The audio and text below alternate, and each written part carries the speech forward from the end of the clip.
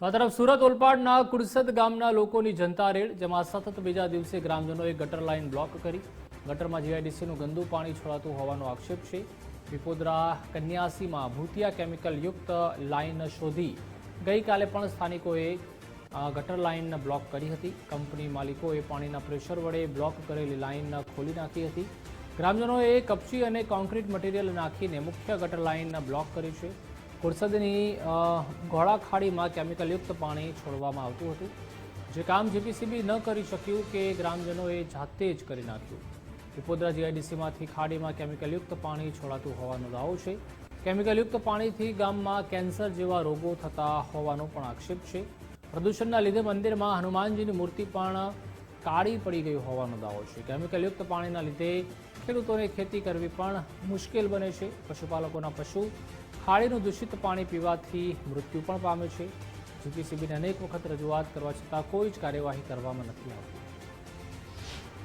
અમે જીબીસીબીમાં આજે પીપોરા કેમિકલયુક્ત પાણી આવે છે એના માટે જીબીસીબીમાં વારંવાર રજૂઆત કરવામાં આવેલી હતી, પણ અધિકારીઓ આવે છે ખાલી સેમ્પલ લઈ જાય પણ એનું કોઈ નિરાકરણ લાવતા નથી.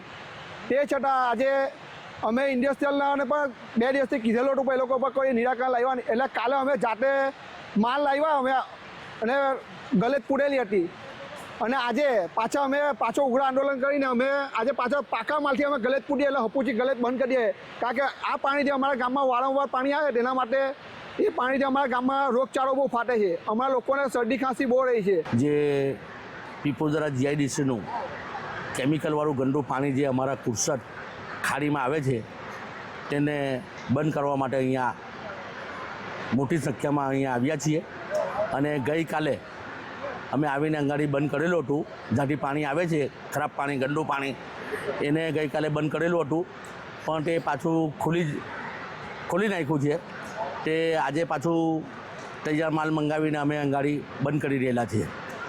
ઘણીવાર ઘણા ટાઈમથી જીપીસીબી ડિપાર્ટમેન્ટને જાણ કરી હતી, પંચાયતે નોટિસ આપી હતી, મૌખિક ફોન દ્વારા વાત કરી હતી. અમારા ધવલ પટેલ કરીને છે તેમણે, અને ગામના સાથે લોકોએ સ્થળ પર જઈને નિરીક્ષણ જીપીસીબી માટે જે અધિકારી સાહેબો આવેલા હતા એ લોકોને બતાવ્યું. એ લોકો સેમ્પલો લઈ ગયા, પણ કોઈ નિરાકરણ આવ્યું નહીં.